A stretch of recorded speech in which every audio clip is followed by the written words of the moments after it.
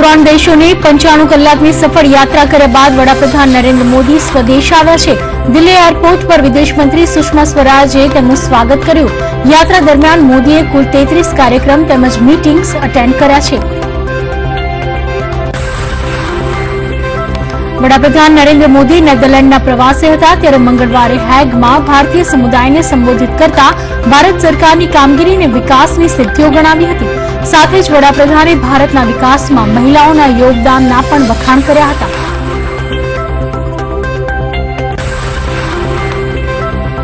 પીએમએ એક photo tweet કર્યો કે જેમાં તેઓ સાયકલ પર બેઠેલા જોવા મળે છે। તેમણે નેધરલેન્ડના પ્રધાનમંત્રી માર્ક રૂટને સાયકલ ભેટ આપવા બદલ આભાર વ્યક્ત કર્યો છે।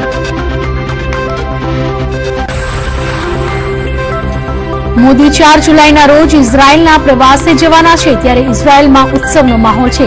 ત્યાંના જાણીતા સમાચાર પત્ર ધ માર્કરે લખ્યું કે જાગો, દુનિયાના સૌથી ખાસ પ્રધાનમંત્રી આવી રહ્યા છે।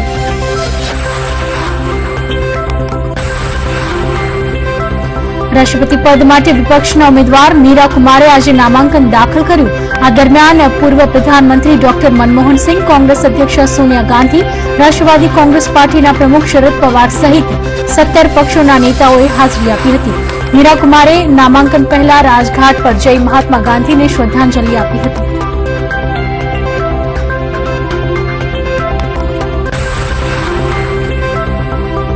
તો આ બાજુ એનડીએના ઉમેદવાર રામનાથ કોવિંદ પણ બુધવારે તેમનો છેલ્લો નોમિનેશન લેટર દાખલ કરાવી દેશે। નોંધનીય છે કે કોવિંદે 23 જૂનના રોજ ઉમેદવારી દાખલ કરાવી હતી।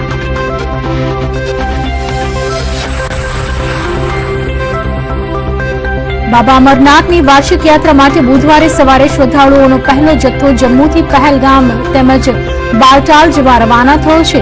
જમ્મુ કાશ્મીરના ઉપમુખ્યપ્રધાન નિર્મલસિંહે જમ્મુ બેઝ શિબિરની યાત્રાને સવારે 4:30 વાગે લીલી ઝંડી બતાવી।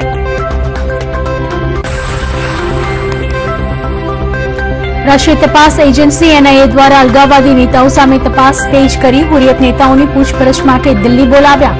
અલ્તાફ ફંટૂશ, બિટ્ટા કરાટે, ગાઝી જાવેદ બાબા, નઈમ ખાન, મહેરાબુદ્દીન અને અયાઝ અકબરને દિલ્હી મુખ્યાલયે પૂછપરછ માટે બોલાવ્યા છે। 30 જૂન સુધીમાં સરકારી યોજનાના લાભ માટે આધાર કાર્ડ અનિવાર્ય કરવાની સૂચના હતી। આ અધિસૂચના પર અસ્થાયી ધોરણે રોક લગાવવાની માંગ પર સુપ્રીમ કોર્ટે રોક લગાવવા ઇનકાર કર્યો છે। કોર્ટનું કહેવું છે કે આવા વ્યક્તિઓ કોર્ટની આગામી સુનાવણી સુધી કોઈપણ સરકારી યોજનાઓ અને લાભથી વંચિત નહીં રહે। હવે નાણાકીય વર્ષ એપ્રિલ-માર્ચની જગ્યાએ જાન્યુઆરીથી ડિસેમ્બર થઈ શકે છે। 150 વર્ષ જૂની પરંપરામાં બદલાવ આવી શકે છે। જો આવું થશે તો કેન્દ્ર સરકારનું આગામી બજેટ આ વર્ષના નવેમ્બરમાં આવી શકે છે।